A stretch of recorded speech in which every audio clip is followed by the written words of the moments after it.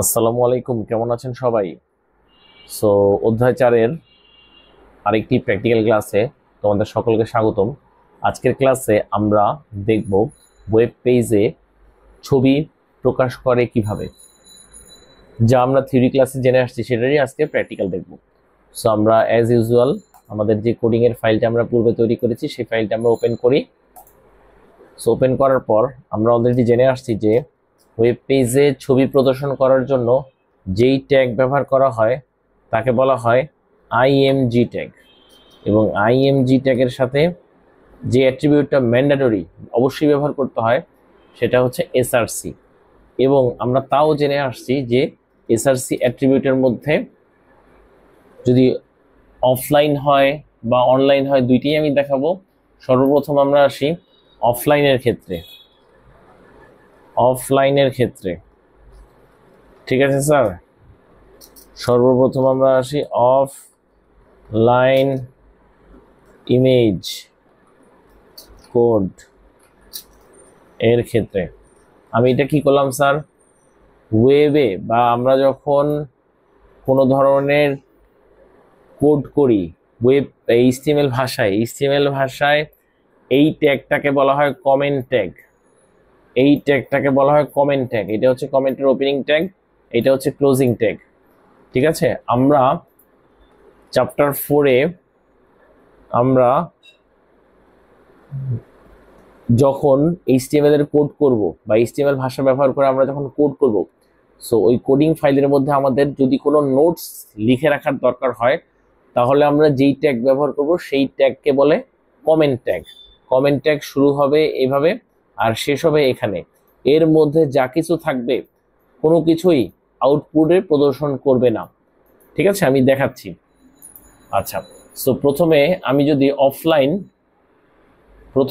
আমি অফলাইন ইমেজের জন্য কোড লিখতেছি।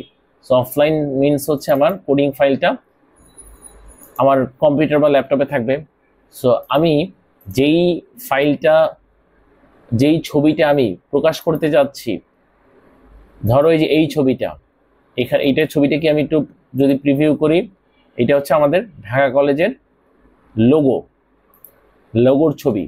তো ঢাকা কলেজের লোগো ছবি, এখানে নাম কি আছে দেখাতো, ইমেজের নাম আছে ঢাকা-কলেজ-লোগো.png। ফাইন। এখন আমার এই যে কোডিং এর যে ফাইলটা এবং যেই ইমেজটাকে আমি প্রদর্শন করতে যাচ্ছি সেই ইমেজের ফাইলটা সেম লোকেশনে আছে, দুইটাই কম্পিউটারের সি ড্রাইভের ডেস্কটপ নামক একটি ফোল্ডারে আছে। সো কোনো একটি ফাইল ওই কম্পিউটার বা ল্যাপটপের কোথায় আছে আমরা খুব ইজিলি প্রপার্টিসে গিয়ে ডিটেইলস থেকে আমরা দেখে নিতে পারি। যে কোনো ফাইলের লোকেশন যদি আমরা জানতে চাই যে এই ফাইলটা অ্যাকচুয়ালি আমার কম্পিউটারের কোথায় আছে বা ডেস্কটপ যে ফোল্ডারটা, এই ফোল্ডারটা কোন ড্রাইভ অথবা কিসের অভ্যন্তরে আছে, আমরা কিভাবে দেখব? যে কোনো ফাইল বা যেই ফাইলের লোকেশন আমরা জানতে চাচ্ছি সেই ফাইলের উপরে মাউসের রাইট বাটনে ক্লিক করব, দেন সবার নিচে দেখবেন প্রপার্টিস আছে, প্রপার্টিসে ক্লিক করবেন। এখানে ডিটেইলস নামে একটা ট্যাব পাবেন, ডিটেইলসে ক্লিক করলেই এখানে দেখবেন একটা অপশন আছে ফোল্ডার পাথ। এই ফোল্ডার পাথের মধ্যে এই ফাইলটার লোকেশনটা বলা আছে যে সি ড্রাইভ, দেন হচ্ছে ইউজার্স, দেন ইউজার নেম, এরপর হচ্ছে যে ডেস্কটপ নামক একটি ফোল্ডার আছে। ঠিক আছে, এই স্ল্যাশ চিহ্ন দিয়ে বোঝানো হয়েছে এক একটা নতুন নতুন ফোল্ডার তৈরি হয়েছে। ঠিক আছে, সো এগুলো আমরা আশা করি জানি সবাই। তো এই যে আমার কোডিং যে ফাইলটা সেটার লোকেশন এবং ইমেজের যে লোকেশন দুইটা সেম আপনারা দেখতে পারতেছেন। ঠিক আছে, ওকে। সো যখন সেম লোকেশনে দুইটা ফাইল থাকবে, কোডিং ফাইল এবং ইমেজের ফাইল, তখন আমরা জানি এসআরসির মধ্যে শুধুমাত্র ফাইলের নাম এবং এক্সটেনশন বলে দিলেই হয়। ইভেন আপনাদের পরীক্ষার সময়ও আলাদা করে লোকেশন বলার প্রয়োজন হবে না, শুধুমাত্র এসআরসির মধ্যে ফাইলের নাম এবং লোকেশন লিখবেন। পরীক্ষার সময় যদি কোনো নির্দিষ্ট নাম বা এক্সটেনশন বলে দেয় ওইভাবে লিখবেন, আর যদি কিছু না বলে দেয় তাহলে যে কোনো নাম বা এক্সটেনশন আপনারা লিখতে পারেন। সো আমি যেহেতু এই ছবিটাকে প্রকাশ করতে চাচ্ছি, এই ছবিটার নাম এবং এক্সটেনশন আমি দেখে দেখে লিখতেও পারি, অথবা ফাইলের রাইট বাটনে ক্লিক করে দেখবেন ওই যে প্রপার্টিস সবার লাস্টের অপশনের আগের অপশনে দেখবেন রিনেম নামে একটা অপশন আছে, এই রিনেমে ক্লিক করবেন। রিনেমে ক্লিক করলে আপনি এখান থেকে কি করবেন, এক্সটেনশন সহ পুরো অংশটা মাউস দিয়ে সিলেক্ট করবেন, এরপর রাইট বাটনে প্রেস করে কপি করবেন।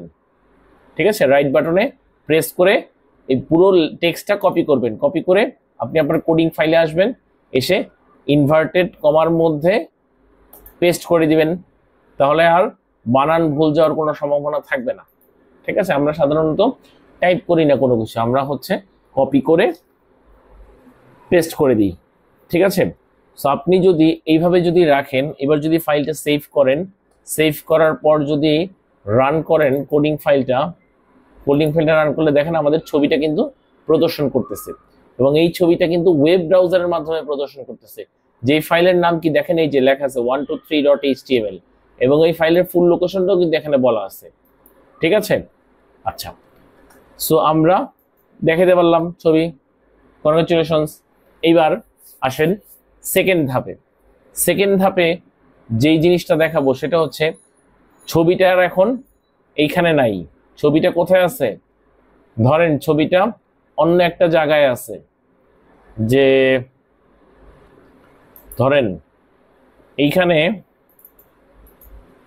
ছবিটা ধরেন আমি এখানে নিয়ে এসে রাখছি। এখন দেখেন আপনার আপনার যে কোডিং ফাইলটা ডেস্কটপে আছে, এখানে কি ডেস্কটপে কোনো ছবি আছে ঢাকা কলেজের যে লোগোটাকে আমরা প্রদর্শন করতে চাই? নেই। ঠিক আছে, সো ছবিটা কোথায় আছে, আমি যদি ছবির এবার ডিটেলসটা দেখি, ছবিটা আছে C drive, users, user name, তারপর পিকচার্স নামক একটি ফোল্ডার আছে। এই পিকচার্সের মধ্যে সেভ পিকচার্স নামে আরেকটি ফোল্ডার আছে, যার মধ্যে এই যে Dhaka college logo dot PNG নামক ছবিটা আছে।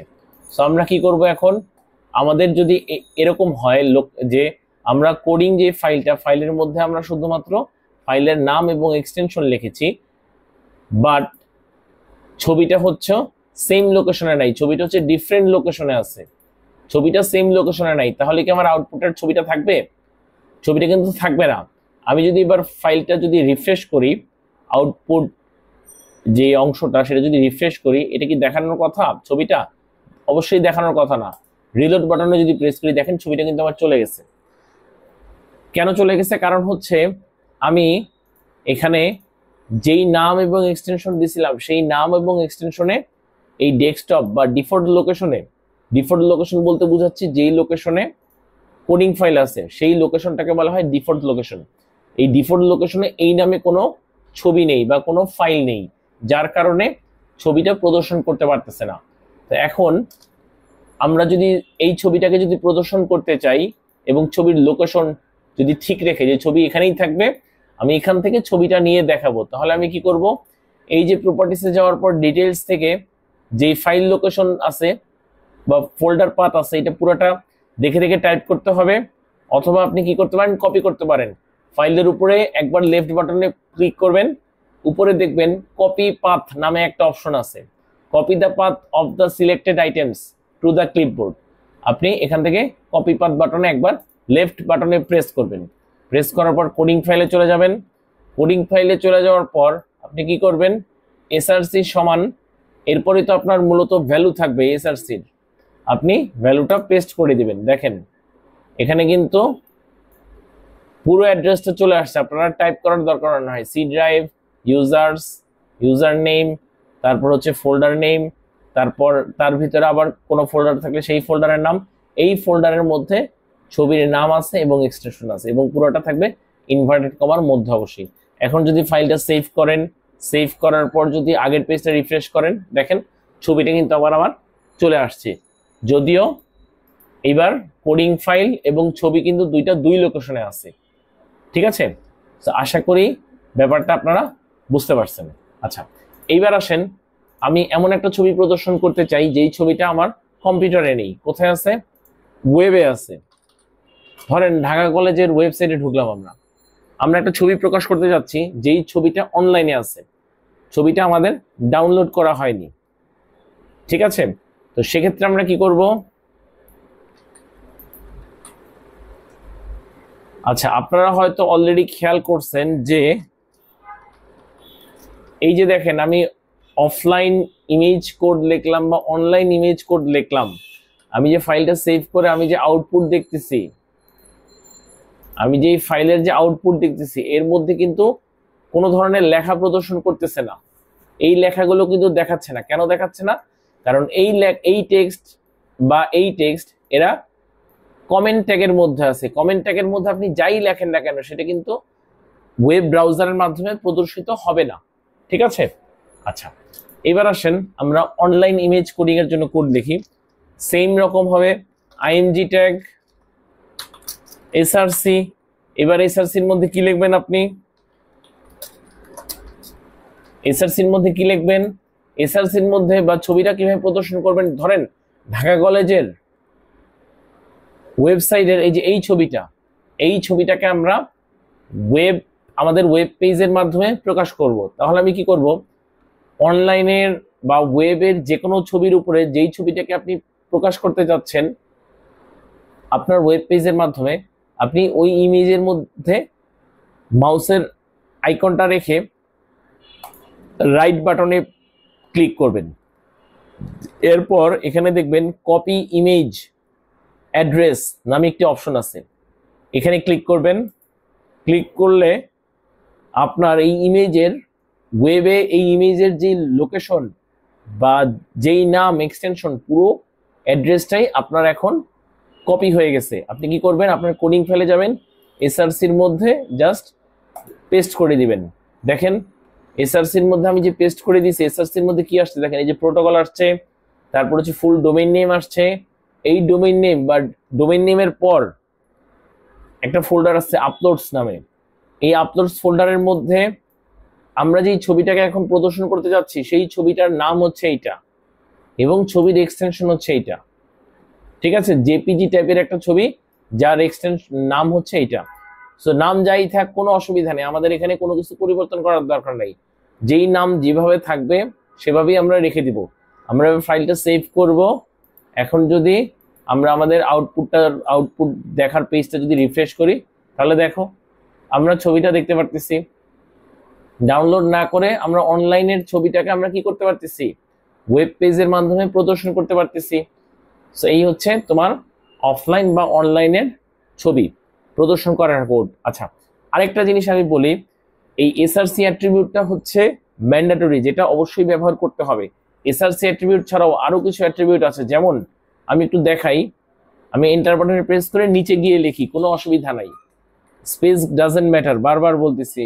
এইচটিএমএল এ স্পেস আমি ভার্টিক্যালি স্পেস দিই অথবা হরিজন্টালি স্পেস ক্রিয়েট করি, ইট ডাজেন্ট মিন এনিথিং। ঠিক আছে? ওকে, তো আমরা জানি ইমেজ অ্যাট্রিবিউটের ইমেজ ট্যাগের মধ্যে আরো বিভিন্ন ধরনের অ্যাট্রিবিউট বসতে পারে বা হইতে পারে, বা পরীক্ষার সময় যদি বলে দেয় স্পেসিফিক্যালি, দেন আমাদের ওই অ্যাট্রিবিউটগুলো ব্যবহার করতে হবে। যেমন একটা অ্যাট্রিবিউট আছে উইডথ। উইডথ হচ্ছে ছবির প্রশস্ততা নির্ধারণ করে। তো উইডথের ভ্যালু আমি ধরে নিলাম যে 300 পিক্সেল। তারপর আরেকটা অ্যাট্রিবিউট ব্যবহার হতে পারে, সেটা হচ্ছে হাইট।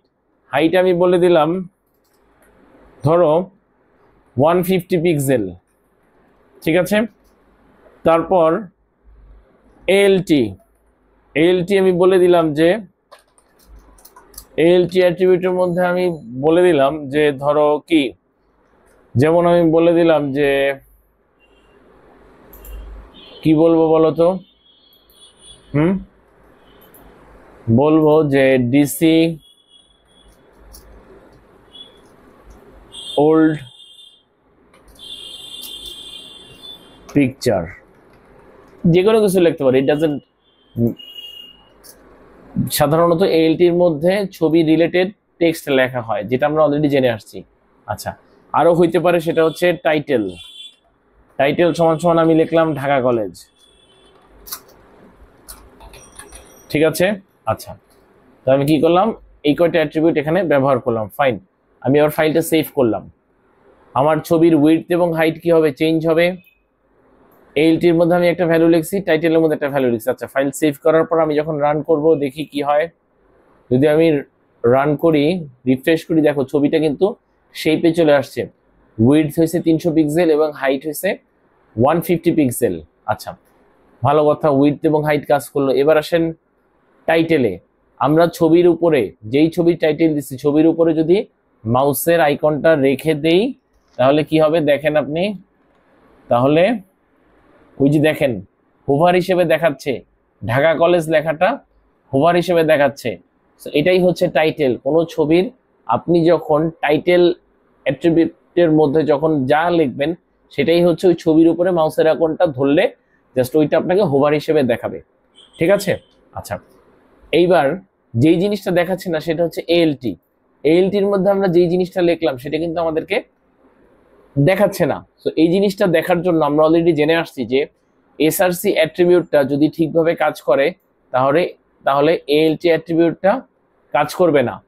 আবার এসআরসি অ্যাট্রিবিউটটা যদি কোনো কারণে ফেল করে, কোনো কারণে যদি এসআরসি অ্যাট্রিবিউটটা কাজ করতে ব্যর্থ হয়, তখন এএলটি অ্যাট্রিবিউটটা কাজ করবে বা এএলটি অ্যাট্রিবিউটটা সক্রিয় হবে।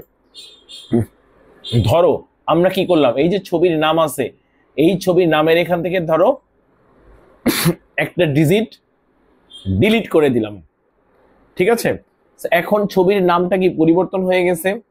এখন ছবির নামটা যদি পরিবর্তন হয়ে যায় তাহলে তোমার কি মনে হয় এই ছবিটা কি আর আমাদের ওয়েব পেজে দেখাবে? কখনোই দেখাবে না, কারণ আমরা যেই নামের ছবিটা দেখাতে বলতেছি এই নামের কোনো ছবি নেই। আমরা নামটা চেঞ্জ করে দিলাম বা ধরো সামনের কতগুলো ডিজিটই রিমুভ করে দিলাম। ঠিক আছে? এবার যদি আমরা ফাইলটা সেভ করি, আমরা যদি রান করি তাহলে কি হবে? এই ছবিটাকে আমরা দেখতে পারবো? দেখতে পারবো না। কি দেখতে পারবো তাহলে? দেখি আমরা রিফ্রেশ বাটনে প্রেস করি। রিফ্রেশ বাটনে প্রেস করলে দেখো আমরা কিন্তু ছবিটা আর দেখতে পারতেছি না। আমরা কি লেখা দেখতেছি? DC old picture.